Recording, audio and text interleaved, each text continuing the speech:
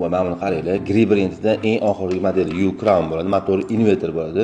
Jaluzisini qaranglar, buni o'ynashini -30 da bemalol uyingiz isitib beradi. Bunaqa konditsioner hozir paytda yo'q. Qalinligini qaranglar, atigi 17 sm bo'ladi. Jaluzisi tepadan pastga bemalol avtomatik kirib chiqadi. Qarang, обычный holatda havo uflashi 130 объемda bemalol to'g'riga havo uflab berar ekan.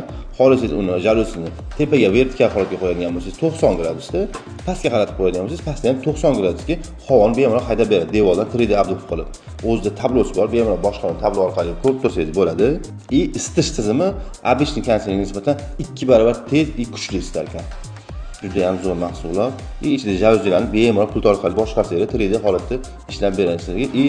Juda ham 5 shumli ishlaydi. 19 detsibel. Bu degani umuman ovoz chiqarmasdan ishlaydi. 5 shumli ishlaydi. O'zida iFill programmasi bor. Uni bosib qo'yib, pultni qattiq qo'yib qo'ysanglar, havoni o'sha haydab beradi. O'zida Wi-Fi bor. Bemalol telefonga ulab qo'yib, telefon orqali boshqarsangiz bo'ladi. Agar xuddi shu konditsionerdan kerak bo'ladigan bo'lsa, bemalol sodda o'zingizga murojaat qilib olasizlar. Narxini $730 qilib beramiz. Siz nima deysiz?